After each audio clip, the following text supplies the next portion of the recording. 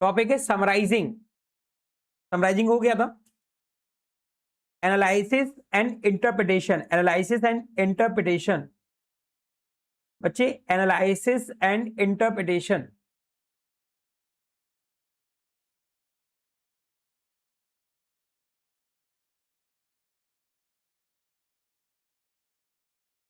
बच्चे, analysis is concern with the establishment of relationship between the various items taken from profit and loss account and balance sheet और both.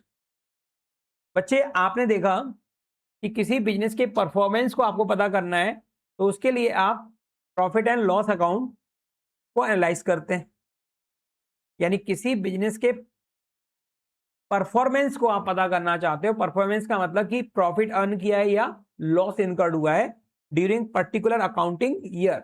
तो आप क्या check करेंगे? Profit and loss account के items, क्योंकि profit and loss account आपको बता देता है प्रॉफिट और लॉस, बिजनेस में प्रॉफिट हुआ है कि लॉस हुआ है।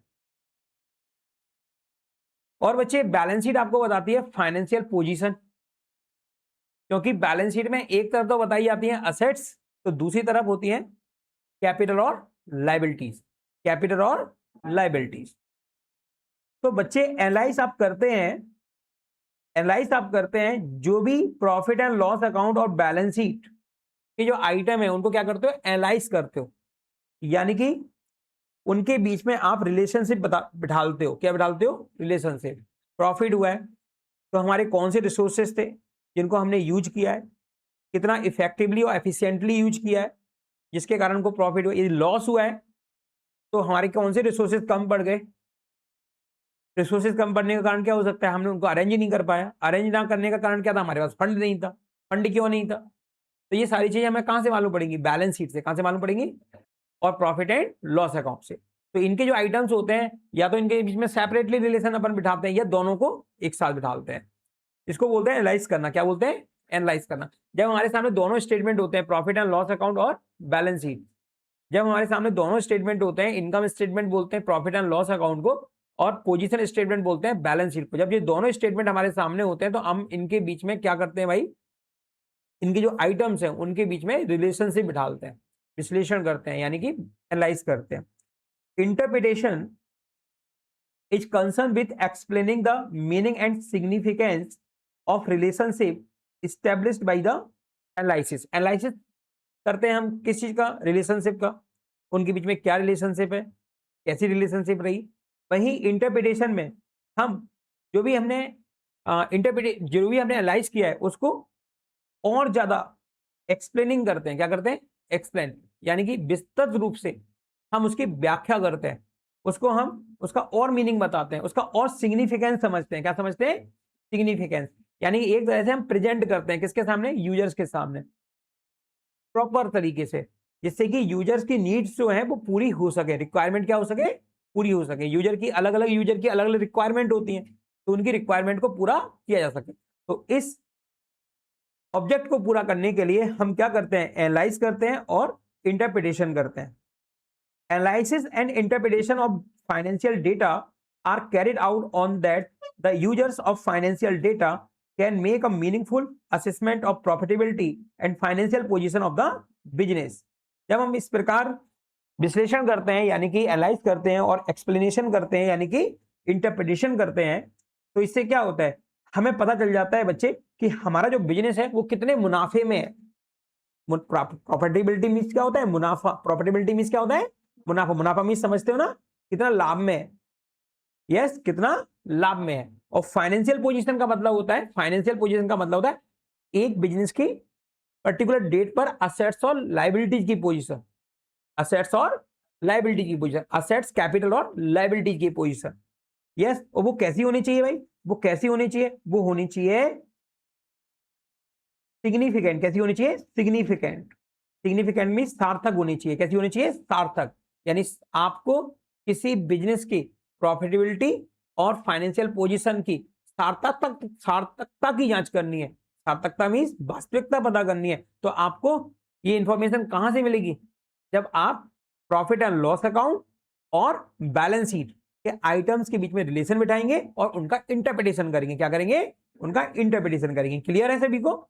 इंटरप्रिटेशन करने के बाद, एनालाइज और इंटरप्रिटेशन करने के बाद आपके सामने जो इंफॉर्मेशन आएगी ना, उसको बोलते हैं अकाउंटिंग इंफॉर्मेशन। क्या बोलते हैं इसको? Accounting information. तो अगला जो एट्रीब्यूट है वो है कम्युनिकेशन। कम्युनिकेशन मीन्स क्या होता है? कम्युनिकेशन मीन्स होता है आपके पास जो कलेक्शन है इंफॉर्मेशन का, वो दूसरे लोगों को कम्युनिकेट करना है, ट्रांसफर करना है, उसको क्या बोलते हैं? कम्युनिकेशन। कम्युनिकेशन मीन्स आपके पास जो इंफॉर्मेशन है वो आपको लगता है सामने वाले के लिए यूजफुल हो सकती है। क्या हो सकती है? यूजफुल हो सकती है। तो आप उसको क्या करेंगे? कम्युनिकेट करेंगे। कम्युनिकेट करेंगे। तो आपने क्या किया? आइडेंटिफाई किया, यस, मेजर किया टर्म्स ऑफ मनी में। उसके बाद आपने क्या किया? रिकॉर्ड किया, यस। उसके बाद आपने क्लासीफाई किया, उसके बाद समराइज किया, एनालाइज और इंटरप्रिटेशन किया। इससे क्या डेवलप हुआ? Accounting information. तो उस अकाउंटिंग इंफॉर्मेशन को आपको यूजर्स के सामने प्रेजेंट करना है, यूजर्स को प्रोवाइड करना है, जिससे कि उनकी रिक्वायरमेंट पूरी हो सके। किससे रिलेटेड? क्योंकि उनको इकोनॉमिक डिसीजन लेने, क्या लेने? Economic decision. और इकोनॉमिक डिसीजन लेने के लिए उनको क्या चाहिए भाई? फाइनेंशियल इंफॉर्मेशन चाहिए, यानी अकाउंटिंग इंफॉर्मेशन चाहिए उस बिजनेस की। जैसे कि कोई बैंकर है, बैंकर के पास आप जाते हैं बैंक से लोन लेने के लिए, यस, तो बैंकर चाहेगा आपकी प्रॉफिटेबिलिटी और फाइनेंशियल पोजीशन को चेक करना। तो वो चाहेगा कि आप हमें प्रेजेंट करें फाइनेंशियल परफॉर्मेंस और फाइनेंशियल पोजीशन को। तो इसके लिए हम क्या करेंगे? Statement of profit and loss और बैलेंस शीट को एनालाइज करेंगे, उसका इंटरप्रिटेशन करेंगे, रिपोर्ट बनाएंगे। उस रिपोर्ट को किसके सामने प्रेजेंट करेंगे? बैंकर के सामने। बैंकर यदि सेटिस्फाइड हो जाएगा जो वो चाहता था इंफॉर्मेशन उससे, तो वो डिसीजन ले लेगा कि आपको लोन देना चाहिए कि नहीं देना चाहिए। यस, ऐसे ही बिजनेस का जो ओनर है वो भी जानना चाहता है टाइम टू टाइम कि जो बिजनेस है वो प्रॉफिटेबल कंडीशन में है या लॉस में है, कि वो प्रॉफिट में है कि लॉस में है। यदि वो लॉस में चल रहा है बिजनेस, तो वो क्यों चलाएगा बिजनेस को? तो बिजनेस को वो शट डाउन कर देगा, किसी और दूसरे बिजनेस को कर लेगा। तो उसको पता तो कैसे चलेगा? अकाउंटिंग से तो पता चलेगा। किससे पता चलेगा? अकाउंटिंग। अकाउंटिंग करना क्यों जरूरी है? इसीलिए जरूरी है, इसीलिए जरूरी है क्योंकि अकाउंटिंग आपकी हेल्प करता है डिसीजन मेकिंग में। Okay, yes. तो कम्युनिकेशन में क्या आएगा? Finally accounting functions involve communicating the financial information that is financial statement to its user. The accounting information should be provided in time to the user so that appropriate decisions can be taken at appropriate time. Clear बच्चों? मतलब समझ में आया आपको? भाई जो भी user है उसको एप्रोप्रिएट टाइम पर और एप्रोप्रिएट डिसीजन लेना है, जिसके लिए उसे क्या चाहिए भाई? Information, accounting information. और अकाउंटिंग इंफॉर्मेशन फाइनल प्रोडक्ट होता है किसका? अकाउंटिंग प्रोसेस का। अकाउंटिंग इंफॉर्मेशन फाइनल प्रोडक्ट या एंड प्रोडक्ट क्या होता है? Statement of profit and loss और बैलेंस शीट। उससे क्या बनती है? Accounting information. तो अकाउंटिंग इंफॉर्मेशन किसको ट्रांसफर की जाती है? यूजर्स को। यस, इसलिए यूजर कर रहे हैं ट्रांसफर, जिससे वो डिसीजन ले सके। क्या ले सके? डिसीजन। क्लियर? जैसे कि आपके पेरेंट्स ने आपको कोचिंग के लिए पहुंचाया, उन्होंने सबसे पहले पूछा फीस क्या है बच्चे, तो आपने फीस बता दी, सर की इतनी फीस है, ऐसे ऐसे जमा करना है। तो ये क्या है? फाइनेंशियल इंफॉर्मेशन है, क्या है उनके पास। उसके हिसाब से वो क्या करेंगे? अरेंजमेंट करेंगे। किस चीज का? फीस का, इंस्टॉलमेंट का। तो जरूरी है ना फाइनेंशियल इंफॉर्मेशन का होना। यस। अब उन्होंने मुझसे नहीं पूछी, किसी और से पूछ ली। कैसे किसी और से पूछ ली? कोई बच्चा पढ़ने जा रहा है, उससे पूछ ली सर की फीस क्या है। तो कहीं ना कहीं से तो उसको फाइनेंशियल इंफॉर्मेशन मिली। क्लियर सभी को? एट्रीब्यूट्स क्लियर सभी को? अगला पॉइंट आता है बच्चे objective of accounting. Objective of accounting, objective means क्यों कर रहे हैं? पर्पस क्या है अकाउंटिंग करने का? पर्पस क्या है अकाउंटिंग का? पर्पस क्या है? The object of accounting are, first है बच्चे maintaining account record. Maintain accounting record, maintain accounting record. बच्चे an objective of accounting is to record financial transactions as event in the books of account in a systematic manner following the principles of accountancy. बच्चे accounting का main object होता है जो भी financial transactions और event होते हैं उनको आप अकाउंट बुक्स में सिस्टमैटिक तरीके से, सिस्टमैटिक मींस व्यवस्थित तरीके से क्या करते हैं? आप रिकॉर्ड करते हैं। और रिकॉर्डिंग करते समय आप फॉलो करते हैं, रिकॉर्डिंग करते समय आप फॉलो करते हैं अकाउंटिंग प्रिंसिपल्स और रूल्स को, अकाउंटिंग प्रिंसिपल्स और रूल्स को। ऐसा करने से बच्चे, ऐसा करने से अवॉइड हो जाता है बच्चे omission, omissions and fraud, omissions and fraud. जब आप सिस्टमेटिक मैनर से और अकाउंटिंग प्रिंसिपल्स को अप्लाई करके जब फाइनेंशियल ट्रांजैक्शंस और इवेंट को रिकॉर्ड करते हो बच्चे, तो इससे आपको हेल्प मिलती है, क्या सहायता मिलती है कि कोई भी चीज छूटती नहीं है, कोई भी चीज रिकॉर्डिंग होने से छूटती नहीं है। यस, जिससे फ्रॉड भी नहीं होते, जिससे क्या नहीं होते, फ्रॉड नहीं होते। ओके, तो फर्स्ट ऑब्जेक्ट क्या है, maintaining accounting records, complete record, maintaining complete record, complete record maintain हो जाते हैं अकाउंटिंग से। डिटरमाइनिंग द प्रॉफिट और लॉस, क्या आप अकाउंट्स क्यों कर रहे हैं, अकाउंटिंग इंफॉर्मेशन सिस्टम, तो भाई ये किस तरह की इंफॉर्मेशन प्रोवाइड करेगा, आपको बताएगा परफॉर्मेंस, बिजनेस का क्या बताएगा, परफॉर्मेंस। तो इस ऑब्जेक्ट को पता करने के लिए, किस ऑब्जेक्ट को, परफॉर्मेंस को पता करने के लिए आप देखेंगे कि another objective of accounting is to determine profit earn or loss incurred during the accounting year. Accounting year का मतलब क्या होता है बच्चे, अकाउंटिंग ईयर, अकाउंटिंग ईयर का मतलब क्या होता है, 12 मंथ्स पीरियड। अकाउंटिंग ईयर क्या होता है, 12 मंथ्स का पीरियड होता है। अकाउंटिंग ईयर होता है 12 मंथ का पीरियड। यस, अकाउंटिंग ईयर में कितने मंथ्स होते हैं, 12। ये कैलेंडर ईयर भी हो सकता है और ये फाइनेंशियल ईयर भी हो सकता है। यदि ये कैलेंडर ईयर है तो ये जनवरी 1 को स्टार्ट होगा और एंड कब होगा बच्चे, दिसंबर 31 को, दिसंबर 31 को। यदि आपका अकाउंटिंग ईयर फाइनेंशियल ईयर है तो ये स्टार्ट होगा अप्रैल 1 को, अप्रैल 1 को, और एंड होगा ये मार्च 31 को, मार्च 31 को। होता ये 12 मंथ्स का ही है। जनवरी टू दिसंबर कितने मंथ्स हुए, 12। अप्रैल टू मार्च कितने मंथ्स हुए, 12। तो कोई भी हो सकता है अकाउंटिंग ईयर। तो पर्टिकुलर अकाउंटिंग पीरियड में, पर्टिकुलर अकाउंटिंग पीरियड में आपने प्रॉफिट अर्न किया या आपको लॉस हुआ, ये आपको यदि पता करना है, डिटरमाइन करना है, तो ये ऑब्जेक्ट है बच्चे अकाउंटिंग का, कि अकाउंटिंग का अनदर ऑब्जेक्ट है कि ये डिटरमाइन कराता है profit earn or loss incurred during accounting year. For this purpose statement title trading and profit and loss account, इस पर्पस से आप क्या बनाते हैं, एक स्टेटमेंट बनाते हैं। इसका टाइटल क्या है, trading and profit and loss account, ठीक। ऑल्सो कॉल्ड इनकम स्टेटमेंट, इसको हम इनकम स्टेटमेंट भी बोलते हैं, इनकम स्टेटमेंट। कंपनी के केस में इसको इनकम स्टेटमेंट बोला जाता है, कंपनी ऑर्गेनाइजेशन के केस में, कंपनी ऑर्गेनाइजेशन के केस में, और सोल प्रोप्राइटरशिप और पार्टनरशिप के केस में बोला जाता है trading and profit and loss account. Revenues of the period are transfer in the credit side and expense are transfer in the debit the account. बच्चे जो भी रेवेन्यू है उनको हम क्रेडिट में ट्रांसफर करते हैं और जो भी एक्सपेंसेस हैं उनको हम डेबिट में ट्रांसफर करते हैं। यस, और जो डिफरेंस होता है बच्चे दोनों साइड्स का, वो या तो प्रॉफिट होगा या फिर लॉस होगा। जब क्रेडिट साइड का टोटल ज्यादा होगा यानी रेवेन्यू ज्यादा होंगी, जब रेवेन्यू ज्यादा होंगी किससे, एक्सपेंसेस से, तो डिफरेंस क्या होगा, प्रॉफिट। और जब एक्सपेंसेस ज्यादा होंगे रेवेन्यू से तो क्या होगा बच्चे, लॉस। आगे डिटेल में आपको बताऊंगा आगे चल के, अभी के लिए इतना ही काफी है। Determining financial position, determining financial position, भाई फाइनेंशियल पोजीशन को आपको डिटरमाइन करना है तो आपको किसके शरण में जाना पड़ेगा, अकाउंटिंग की शरण में जाना पड़ेगा। तो अकाउंटिंग का अनदर ऑब्जेक्ट है बच्चे डिटरमाइन फाइनेंशियल पोजीशन। अकाउंटिंग की हेल्प से आप डिटरमाइन कर सकते हैं financial position. It is non from the balance sheet, इसके लिए हम कैसे पता करेंगे, बैलेंस शीट से पता करेंगे। ये कैसे जानेंगे फाइनेंशियल पोजीशन, बैलेंस शीट से। Which show assets on one side and liabilities on other side in money term. क्योंकि बैलेंस शीट में एक साइड में तो असेट्स शो हो रही होती है मनी टर्म में और दूसरी साइड में लाइबिलिटीज शो हो रही होती है मनी टर्म में।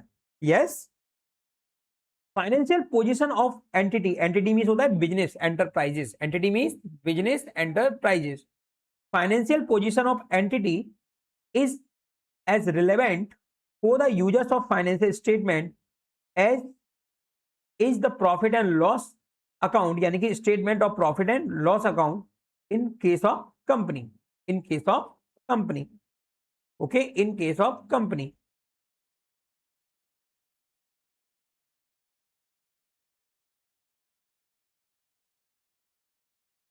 Financial position of the entity is as relevant for the user of financial statement as is the profit and loss account, यानी कि statement of profit and loss in case of company. Company के case में statement of profit and loss को statement of profit and loss बोलते हो, profit and loss account को क्या बोलते हो, statement of profit and loss account. किस ऑर्गेनाइजेशन के केस में, कंपनी के ऑर्गेनाइजेशन केस में। तो फाइनेंशियल पोजीशन, एक एंटिटी की जो फाइनेंशियल पोजीशन होती है वो किससे संबंधित होती है बच्चे, जो यूजर है ना उसको कैसे पूरी करता है, फाइनेंशियल स्टेटमेंट से। किससे, और फाइनेंशियल स्टेटमेंट का एक पार्ट क्या होता है, statement of profit and loss, यानी कि इनकम स्टेटमेंट, यानी कि प्रॉफिट एंड लॉस अकाउंट। वो सिर्फ आपको प्रॉफिटेबिलिटी बताता है, क्या बताता है, और जबकि फाइनेंशियल पोजीशन कौन बताएगा आपको, बैलेंस शीट। क्या बताएगी, balance sheet. Okay,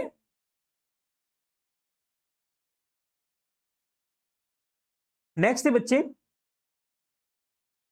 facilitating management. बच्चे मैनेजमेंट की सहायता करता है। मैनेजमेंट की क्या करता है, सहायता। कैसे होगी मैनेजमेंट की सहायता, मैनेजमेंट क्या करता है, बिजनेस को व्यवस्थित करता है। क्या करता है, बिजनेस को व्यवस्थित करता है, मैनेज करता है, बिजनेस को मैनेज करता है, बिजनेस को व्यवस्थित करता है। तो भाई मैनेजमेंट का काम होता क्या है, टाइम टू टाइम डिसीजन लेना। क्या होता है, टाइम टू टाइम डिसीजन। और किस टाइप के डिसीजन लेने होते हैं उसको, इकोनॉमिक डिसीजन लेने होते हैं। किस टाइप के, इकोनॉमिक डिसीजन। और इकोनॉमिक डिसीजन के लिए उसको क्या चाहिए भाई, अकाउंटिंग इन्फॉर्मेशन। और अकाउंटिंग इन्फॉर्मेशन उसे कहां से मिलेगी, अकाउंटिंग से। तो उसके इस ऑब्जेक्ट को पूरा करने के लिए अकाउंट की हेल्प लेनी होती है। तो अकाउंट हेल्प करता है किसकी, मैनेजमेंट की। The management required financial information for decision making, effective control. Effective control समझते हो, उसको बिजनेस को इफेक्टिव कंट्रोल करना है, तो क्या चाहिए उसको, अकाउंटिंग या financial information. Next budgeting, budget बनाना।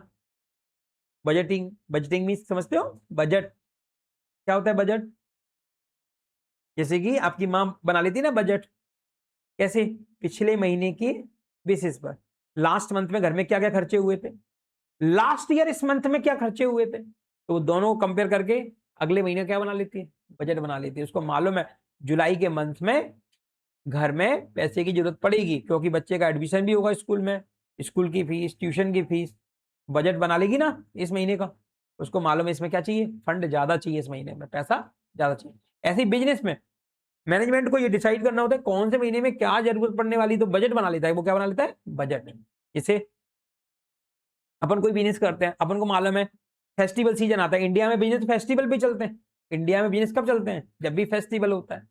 यस, रक्षाबंधन आएगा तब चलेंगे बिजनेस, होली आएगी तब चलेंगे बिजनेस, दिवाली आएगी तब चलेंगे बिजनेस। और कब चलते हैं, जब शादी पार्टी होती है तब चलते हैं बिजनेस। यस, इसके अलावा बिजनेस थोड़ी चलते हैं, बिजनेस रेंगते हैं। क्या करते हैं, रेंगती मीन्स समझते हो, है? वो कमाई थोड़ी होती है, जो कमाना होता है बिजनेसमैन को, वो कब कमाता है, वो फेस्टिवल सीजन में कमाता है और शादी विवाह के सीजन में कमाता है। उसके अलावा तो वो समाज सेवा कर रहा होता है। क्या कर रहा होता है, समाज सेवा कर रहा होता है, समाज सेवा नहीं करता। करता तो वो किसके लिए, प्रॉफिट के लिए। लेकिन बिजनेस का जो मेन सीजन जो होता है वो होता है बच्चे फेस्टिवल, क्योंकि इंडिया में बिजनेस पर सबसे ज्यादा किस फैक्टर का इफेक्ट पड़ता है, फेस्टिवल सीजन का। यस, तो फेस्टिवल सीजन आने वाला है, आने वाला है, तो दुकान पे क्या होना चाहिए, प्रॉपर स्टॉक मेंटेन होना चाहिए, प्रॉपर स्टॉक मेंटेन होना चाहिए। तो प्रॉपर स्टॉक मेंटेन करने के लिए क्या चाहिए भाई, पैसा चाहिए। अब अपने पास है कि नहीं, नहीं है तो किसके पास जाना पड़ेगा, बैंकर के पास जाना पड़ेगा, या किसी दोस्त के पास जाना पड़ेगा जो तुमको क्या दे सके, लोन दे सके। बोलो बच्चों, तो ये सारी चीजें कहां से पूर्ति करेगा मैनेजमेंट, अकाउंटिंग इंफॉर्मेशन से। कहां से, अकाउंटिंग इंफॉर्मेशन से। तो वो इफेक्टिव कंट्रोल करेगा, बजटिंग करेगा, फोरकास्टिंग। फोरकास्टिंग मीन्स फ्यूचर में देखने लेना, फ्यूचर में देखना, फ्यूचर में देखना आगे क्या होने वाला है, आगे क्या हो सकता है, आगे क्या हो सकता है, इसको फोरकास्ट करना। जिसके लिए क्या करता है वो, पहले समझ लेता है भाई अकाउंटिंग इंफॉर्मेशन के बेसिस पर कि आगे हमें क्या क्या डिसीजन लेने हो सकते हैं। Accounting provides financial information to assist the management in discharging this function. इस फंक्शन यानी कि effective control, budgeting, forecasting, management को इन काम को करने के लिए क्या चाहिए भाई, फाइनेंशियल इंफॉर्मेशन। क्या चाहिए, तो ये फाइनेंशियल इंफॉर्मेशन कौन प्रोवाइड कर रहा है उसको, अकाउंटिंग। इस तरह अकाउंटिंग हेल्प करती है, असिस्ट करती है किसको, मैनेजमेंट को, किसको? मैनेजमेंट को। Providing accounting information to users, providing accounting information to users. भाई मैनेजमेंट के अलावा भी यूजर्स होते हैं, मैनेजमेंट के अलावा भी यूजर्स हैं जो इंटरेस्ट रखते हैं एक बिजनेस की अकाउंटिंग इंफॉर्मेशन में, तो प्रोवाइड करना उनको accounting information. Yet another object of accounting is to provide accounting information to users both internal and external who analyse them according to their requirement, according to their requirement. बच्चे ऐसा ही नहीं है, और भी यूजर होते हैं, जैसे इंटरनल में आपके आता है बच्चे, आपका इंटरनल में ओनर आता है, कौन आता है? ओनर। मैनेजमेंट आता है, यस। एक्सटर्नल में बैंकर आता है, क्रेडिटर आता है, फाइनेंशियल इंस्टीट्यूशंस आते हैं, गवर्नमेंट आते हैं, एम्प्लॉयज आते हैं, यस। पब्लिक आती है, सोसाइटी आती है, क्या आती है? सोसाइटी। तो ये इंटरनल एक्सटर्नल यूजर्स होते हैं जो अपनी रिक्वायरमेंट के अकॉर्डिंग अकाउंटिंग यानी कि फाइनेंशियल इंफॉर्मेशन चाहते हैं, जो कि प्रोवाइड करता है अकाउंटिंग। उनके इस ऑब्जेक्ट को कौन पूरा कर देता है? अकाउंटिंग पूरा कर देता है। Protecting business assets, protecting business assets. बच्चे आपने देखा होगा कि आप बैलेंस शीट बनाते हैं, बनाएंगे, अभी क्या देखा आपने? सुना ही सुना है, बैलेंस शीट बनाएंगे। बैलेंस शीट में आपने देखा कि एक साइड में क्या शो होती है? असेट्स। क्या शो होती है? असेट्स। भाई ये लैपटॉप है, नीचे लैपटॉप रखा हुआ है, यदि ये दोनों लैपटॉप हमारी बैलेंस शीट, कोचिंग की बैलेंस शीट में शो हो रहे हैं असेट साइड में, तो ये क्या कर रहे हैं? प्रोटेक्ट कर रहे हैं। क्या कर रहे हैं? क्योंकि यदि ये बुक में, अकाउंट बुक्स में शो हो रहे हैं, बैलेंस शीट में शो हो रहे हैं, तो फिजिकली ये होने भी चाहिए। क्या होने चाहिए? तो जो ऑडिटर होगा वो देखता है यदि बैलेंस शीट में, तो वो कहां चेक करेगा? फिजिकली भी चेक करेगा। यदि फिजिकली दिख रहे हैं तो वो क्या करेगा? राइट मारेगा, यस। और नहीं दिख रहे हैं तो बोलेगा कहीं ना कहीं फ्रॉड हो गया। क्या हो गया? फ्रॉड हो गया, यस। बात समझ में आई? तो असेट्स जो है उनको प्रोटेक्ट करता है, क्योंकि जो भी असेट्स होती हैं उनको रिकॉर्ड कर लिया जाता है। क्या कर लिया जाता है? Record. Another objective of accounting is to have record of assets owned by the entity. Owned by the entity का मतलब जिन पर बिजनेस एंटरप्राइजेस का अधिकार है, स्वामित्व है। स्वामित्व मीन समझते हो? ओनरशिप। स्वामित्व मीन ओनरशिप। जैसे ये बिल्डिंग किसकी है? मेरी बिल्डिंग है, यस। इसमें मैं क्या कर रहा हूं? अपनी कोचिंग इंस्टीट्यूट को चला रहा हूं, तो कोचिंग इंस्टीट्यूट की बिल्डिंग हो गई है, यस। सपोज मैंने ये पूरी बिल्डिंग कोचिंग में लगा दी, यानी कि ये इन्वेस्टमेंट हो गया मेरा, किस पर? कोचिंग में, यस। मेरा किस पर इन्वेस्टमेंट हो गया? कोचिंग पर। कोचिंग पर इन्वेस्टमेंट हो गया, तो भाई ये बिल्डिंग कहां पे शो होगी? कोचिंग की बैलेंस शीट में। कहां पे शो होगी? बैलेंस शीट में। अब बैलेंस शीट में शो होगी तो बैलेंस शीट में रिकॉर्ड हो गई है। क्या हो गई? रिकॉर्ड। तो एक तरफ ये असेट्स में रिकॉर्ड हुई, वहीं दूसरी तरफ बिजनेस की लायबिलिटी भी इंक्रीज हुई, जिसका नाम क्या है? कैपिटल। जिसका नाम क्या है? अब वास्तव में है कि नहीं ये कैसे मालूम पड़ेगा? जब ये रिकॉर्ड होगी, जब ये रिकॉर्ड होगी। एग्जांपल सुनोगे? चलो एग्जांपल बताते थोड़ी रिकॉर्ड। तो another objective of accounting is to have record of assets owned by the entity. Accounting maintain record of assets owned by the entity which enables the management to exercise control and protect them। अब भाई जब asset record होंगी तो management को उनको क्या करना पड़ेगा? उनको कंट्रोल करना पड़ेगा। ऐसा तो नहीं कोई उसको पर्सनल यूज में ले रहा है, यस। और उनके क्या करना पड़ेगा? प्रोटेक्ट भी करना पड़ेगा। प्रोटेक्ट मींस सुरक्षित रखना पड़ेगा। कैसे रखना पड़ेगा? सुरक्षित रखना पड़ेगा। तो अकाउंटिंग हेल्प करती है असेट्स को प्रोटेक्ट करने में, असेट्स को प्रोटेक्ट करने में। अगला टॉपिक है function of accounting. Functions of accounting. भाई अकाउंटिंग के हमने एट्रीब्यूट्स देख लिए, हमने अकाउंटिंग के ऑब्जेक्टिव देख लिए। अब हम बात करेंगे कि काम क्या होते हैं अकाउंटिंग में, इन ऑब्जेक्ट को अचीव करने के लिए कौन कौन से काम होते हैं। जो एट्रीब्यूट्स है वही काम है। पहला काम है मेंटेनिंग सिस्टमैटिक अकाउंटिंग रिकॉर्ड्स। हम अकाउंटिंग कर क्यों रहे हैं भाई? जिससे हमारे अकाउंटिंग रिकॉर्ड्स है वो कैसे मेंटेन हो? सिस्टमैटिक। इसी ऑब्जेक्ट को कर रहे थे, तो इस ऑब्जेक्ट को करना पड़ेगा किसको? पूरा अकाउंटिंग को। तो अकाउंटिंग का पहला काम क्या हो गया कि मेंटेन करो भाई क्या? Systematic accounting records. The primary function of accounting is to maintain systematic accounting record of financial transactions and event. Clear? The primary function of accounting is to maintain systematic accounting record of financial transactions and event. Financial transactions and event क्या होते हैं? जिनको अपन identify कर सकते हैं money terms में, जिनको हम आइडेंटिफाई कर सकते हैं मनी टर्म्स में, उनको हम क्या बोलते हैं? फाइनेंशियल ट्रांजैक्शंस या इवेंट। तो भाई अकाउंटिंग का प्राइमरी फंक्शन यानी कि प्राथमिक कार्य, प्राइमरी मींस क्या होता है? प्राथमिक कार्य क्या है? अरे प्राथमिक कार्य क्या है? सिस्टमैटिक रिकॉर्ड मेंटेन करना। क्या करना? सिस्टमैटिक रिकॉर्ड मेंटेन करना। याद कर ले भाई, क्या है? Maintaining systematic accounting record. कोई भारी भरकम चीज थोड़ी है। Yes. Second, preparation of financial statement और फाइनल अकाउंट। भाई अनदर ऑब्जेक्ट देखा था तुमने अकाउंटिंग का, फाइनेंशियल पोजीशन को पता करना। इस ऑब्जेक्ट को पूरा करने के लिए तुम्हें क्या करना पड़ेगा? बैलेंस शीट बनानी पड़ेगी। क्या बनानी पड़ेगी? और बैलेंस शीट किसका पार्ट होता है? फाइनेंशियल स्टेटमेंट का पार्ट होता है। किसका पार्ट होता है? तो भाई financial statement are prepare at the end of accounting period and include profit and loss account and balance sheet. Financial statement show the financial performance, that is profit earn or loss incurred during the accounting year, and the financial position, that is balance sheet, as at the end of the accounting year.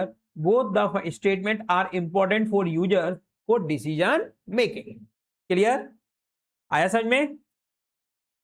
Third है बच्चे meeting legal requirement. Meeting legal requirement, legal requirement समझते हो? Legal requirement कानूनी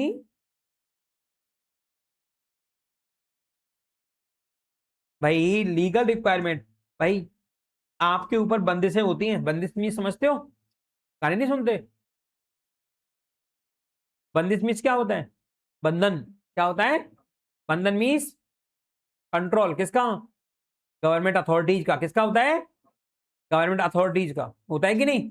आप अपने business में, जैसे कि आप सिलेंडर देख रहे हो, क्यों टंगे हुए हैं? गवर्नमेंट अथॉरिटीज बोल रही है भाई सेफ्टी रखो। क्या रखो? सेफ्टी। तभी तो रखे हुए हैं। इसके अलावा लीगल रिक्वायरमेंट और भी होती हैं, जैसे कि income tax department, GST act, ये सारे कानून बने हुए हैं। कंपनीज एक्ट, ये कानून बने हुए हैं। क्या बने हुए हैं? कानून। कानून समझते हो? कानून कहां बनते हैं? कानून घर पे, नगर पालिका में, नगर निगम में। कहां बनते हैं? मेले में। कहां बनते हैं? कोर्ट में बनते हैं कानून। कहां बनते हैं कानून? बताओ भाई, तुम कैसे एसएसटी पढ़ के आए हो? पार्लियामेंट में बनते हैं। कहां बनते हैं? पार्लियामेंट में बनते हैं। और फाइनलाइज कब होते हैं? किसके साइन होने पर फाइनलाइज होते हैं? किसके? प्रेसिडेंट के। मैं प्राइम मिनिस्टर बोल रहे हो। क्या होती है बच्चे? Accounting records are accepted as evidence by court of law if they are maintained systematically following the accounting principles and concept. बच्चे आपको पता है अकाउंटिंग रिकॉर्ड मेंटेन करते समय आप अकाउंटिंग प्रिंसिपल्स और कॉन्सेप्ट को अप्लाई करते हैं। यस, ये होते क्या है? मैंने कुछ आपको बताए थे पिलर्स, बताए थे पिलर। थर्ड चैप्टर है, थर्ड चैप्टर में पढ़ेंगे आप लोग accounting principle and concept. Yes, लेकिन उससे पहले बता देते हैं कुछ अकाउंटिंग प्रिंसिपल्स और कॉन्सेप्ट होते हैं जिनको आपको अप्लाई करना पड़ता है, फॉलो करना पड़ता है सिस्टमेटिक रिकॉर्ड मेंटेन करने में। अकाउंटिंग रिकॉर्ड जो है आप जो मेंटेन कर रहे हैं, यदि वो सिस्टमेटिक कर रहे हैं तो आपको फॉलो करना पड़ेगा अकाउंटिंग प्रिंसिपल और कॉन्सेप्ट को। जब आपने मेंटेन प्रॉपरली किया हुआ है तो आपके जो अकाउंटिंग रिकॉर्ड्स हैं वो एविडेंस बन जाते हैं। क्या बन जाते हैं? एविडेंस मीन समझते हो? सबूत बन जाता है। और कानून सिर्फ किसको मानता है? सबूत को मानता है। पिक्चरों में सुना है ना, फिल्मों में, कानून क्या देखता है? सिर्फ सबूत देखता है। यस, देखा ना बॉलीवुड मूवी में, क्या देखता है कानून? सबूत देखता है। सबूत है तो ले आओ, नहीं है तो कुछ नहीं हो सकता तुम्हारा। तो भाई अब हो गया क्या? किसी ने, जैसे कि किसी ने केस कर दिया आपके ऑर्गेनाइजेशन के ऊपर, बिजनेस ऑर्गेनाइजेशन के ऊपर। सपोज आप कंपनी चला रहे हैं और कंपनी एक्ट के रूल के अकॉर्डिंग आप काम नहीं कर रहे हो, ऐसा कंपनीज अथॉरिटी को लगा, गवर्नमेंट अथॉरिटी को लगा कि आप कंपनीज इलीगल तरीके से चला रहे हैं, तो वो क्या करेगी? कंपनी आपके ऊपर आपको अरेस्ट करेगी। एक्ट क्या करेगा? एक्ट के अकॉर्डिंग आप कानून के अकॉर्डिंग क्या होंगे? अरेस्ट होंगे। डायरेक्टर्स वगैरह जो होंगे वो परेशान होंगे कंपनी के। तो भाई वो कहाँ जाएंगे? कोर्ट की शरण में जाएंगे। कहां पे जाएंगे? कोर्ट की शरण में जाएंगे। कोर्ट बोलेगा दिखाओ भाई अपने दस्तावेज। क्या दिखाओ? दस्तावेज मीन्स रिकॉर्ड्स दिखाओ। कौन क्या दिखाओ? रिकॉर्ड्स। तो वहां पे रिकॉर्ड्स किस तरह काम करेंगे? एज अ एविडेंस काम करेंगे। यस बच्चे, इनकम टैक्स। भाई इनकम टैक्स का छापा पड़ गया। यस, इनकम टैक्स डिपार्टमेंट को लग रहा है कि टैक्स तुमने गलत पे किया हुआ है, आपको ज्यादा देना था, आपने कम दिया है। ठीक, इनकम टैक्स आप पे दावा ठोक गया 10 लाख रुपए का। कितने रुपए का? 10 लाख रुपए का। आप समझते हो कि गलत हुआ, ये क्या हुआ? गलत। आप कोर्ट में चले गए। कहां चले गए? आपने कोर्ट में बताया कि देखो हमारे अकाउंट्स ये हैं और इस अकाउंट्स के हिसाब से हमारा इतना टैक्स बनता है, और उनका अधिकारी आया तो वो इतना टैक्स बना के गया है, असेसमेंट करके गया है। जज साहब को यदि बात समझ में आती है, तुम्हारे एविडेंस सही है, तो जज साहब तुम्हारे फेवर में डिसीजन ले लेंगे। और यदि लगता है कि तुम गलत बोल रहे हैं, तुम्हारे अकाउंट रिकॉर्ड्स गलत बोल रहे हैं, तो वो इनकम टैक्स डिपार्टमेंट के अथॉरिटी के फेवर में बोल देंगे। बात समझ में आई भाई? तो अकाउंटिंग रिकॉर्ड्स किसका काम कर रहे हैं? एविडेंस का काम करते हैं। एविडेंस मींस सबूत। यस, कपूत नहीं, सबूत। Required submission of return in the form and period as it prescribe therein. बच्चे क्या होता है, टाइम टू टाइम आपको सबमिशन करना होता है रिटर्न्स का। GST return, income tax return, इनका क्या करना पड़ता है? सबमिशन। सबमिशन मीन समझते हो? यानी गवर्नमेंट अथॉरिटी जैसे जीएसटी अथॉरिटी, उसको बताना पड़ता है कि 3 महीने का हमारा टर्नओवर क्या है, हमने क्या सेल किया, क्या खरीदा, उनको बताना पड़ता है। उसे जीएसटी क्या होता है? एडजस्ट होती है। यस, जीएसटी का अकाउंटिंग होती है। समझते हो जीएसटी? अभी नहीं समझते हो तो चैप्टर आगे जाएगा, चैप्टर एक सेपरेट चैप्टर होगा जिसका नाम क्या होगा? जीएसटी। वहां पे बताऊंगा जीएसटी क्या होता है। The return can be submitted if the accounting records are maintain systematic and timely. भाई ये रिकॉर्ड ये सबमिशन है वो आप तब कर सकते हैं जब आपने मेंटेन किए होंगे सिस्टमैटिक रिकॉर्ड और टाइमली रिकॉर्ड किए होंगे। कैसे करेंगे? टाइमली। 3 महीने बाद आपको रिटर्न फाइल करना है जीएसटी का, और मालूम पड़ा 3 महीने की अकाउंटिंग आप करने बैठ गए तीसरे महीने के आखिरी दिन, तब तो कर पाएंगे क्या कंप्लीट? नहीं कर पाएंगे। सिस्टमेटिक कर पाएंगे? नहीं कर पाएंगे। कुछ ना कुछ गलती कर दोगे। क्या कर दोगे? कुछ ना कुछ गलती कर दोगे। तो क्या करना होगा? आपको प्रॉपर अकाउंटिंग करनी पड़ेगी सिस्टमेटिक मैनर से, follow accounting principles and rules यानी कॉन्सेप्ट, तब आप ये कर पाएंगे सिस्टमेटिक और टाइमली। क्या कर पाएंगे? सबमिशन। किस चीज का? रिटर्न का। किस चीज का? रिटर्न का। बच्ची को नींद आ रही है, क्या हो गया श्रुति? नींद आ रही है? स्कूल में थक जाते हो तुम लोग। Communicating the financial information. Communicating the financial information, it is another function of accounting to communicate the financial information to the users। Accounting का another function है भाई, काम है कि वो यूजर्स को फाइनेंशियल इंफॉर्मेशन प्रोवाइड करे, विच मे बी इंटरनल और एक्सटर्नल। यूजर हो सकते हैं इंटरनल और external, such as management, banks, employees, government authorities etcetera. Yes, आया समझ में? फैसिलिटेट करना किसको? कंपैरिजन। कंपैरिजन, कंपैरिजन बहुत जरूरी होता है कंपैरिजन करना। अभी तो बिठा हुए हैं एमपी बोर्ड वाले बच्चे ही बैठे हुए हैं, सीबीएसई वाले बच्चे ही बैठे हुए हैं, एक ही चीज को पढ़ रहे हैं। अब टेस्ट में मालूम पड़ जाएगा कौन आगे निकल रहा है। यस, कौन आगे निकल रहा है। जो आगे निकलेगा वही फ्यूचर में आगे जाएगा। तो कंपेयर कब कर सकते हैं? जब अपने पास रिकॉर्ड होंगे। क्या होंगे? रिकॉर्ड होंगे। तो रिकॉर्ड को देख के कंपेयर करोगे, रंग रूप थोड़ी देखोगे, काला है, ये गोरा है, ये मोटा है, ये पतला है, ऐसे थोड़ी करोगे। अकाउंटिंग में क्या करना है? रिकॉर्ड देखने। क्या देखने हैं? रिकॉर्ड। फाइनेंशियल परफॉर्मेंस चेक करोगे, कैसा था पिछले साल, इस साल कैसा है, या 2 लोगों में कर रहे हो तो ये पता करोगे इनका कैसा था फाइनेंशियल परफॉर्मेंस और फाइनेंशियल पोजीशन, इनकी कैसी है फाइनेंशियल पोजीशन और परफॉर्मेंस। तो ये दोनों में कंपैरिजन कब कर पाओगे? जब तुम्हारे पास होंगे तैयार क्या? Financial statement. क्या तैयार होंगे? Financial statement. और फाइनेंशियल स्टेटमेंट कहां तैयार किए जाते हैं बच्चे? अकाउंटिंग में। तो अकाउंटिंग का अनदर फंक्शन क्या है? कम्युनिकेट करना। क्या वो सॉरी क्या करना? फाइनेंशियल स्टेटमेंट तैयार करना, जिसके बेसिस पे क्या होगा? कंपैरिजन होगा। It is an important function of accounting which is enable bye maintaining systematic record of financial transaction. तो ये फंक्शन का पूरा, ये फंक्शन आप क्यों इंपॉर्टेंट बोल रहे हो? क्योंकि इस फंक्शन के द्वारा ही आप इनेबल होगे कि क्या करने में? कंपैरिजन करने में। ये कब होगा? जब आपके पास सिस्टमैटिक रिकॉर्ड्स होंगे फाइनेंशियल ट्रांजैक्शन के। यस, असिस्टेंस टू मैनेजमेंट, वही चीज है असिस्टेंट जो अभी करना पड़ा था। क्या करना पड़ता है मैनेजमेंट को? भाई डिसीजन लेने होते हैं टाइम टू टाइम। क्या लेने होते हैं? और डिसीजन के लिए क्या डिसीजन क्यों लेने होते हैं? क्योंकि उसको कंट्रोल करना पड़ता है, बिजनेस को बजटिंग करनी पड़ती है, उसको क्या करना पड़ता है, और फोरकास्टिंग करनी होती है। क्या करनी होती है? फोरकास्टिंग करनी होती है। टाइम टू टाइम उसको डिसीजन लेने होते हैं, जिसके लिए उसको चाहिए इकोनॉमिक इंफॉर्मेशन, अकाउंटिंग इंफॉर्मेशन, जो प्रोवाइड करना होता है किसको? अकाउंटिंग को। तो ये भी फंक्शन हो गया अकाउंटिंग का। यस, अगला टॉपिक है advantage of accounting. Advantage of accounting, इसको अपन कल पढ़ेंगे। अपना भी 2 दिन में ये कंप्लीट हो जाएगा, 2-3 दिन में।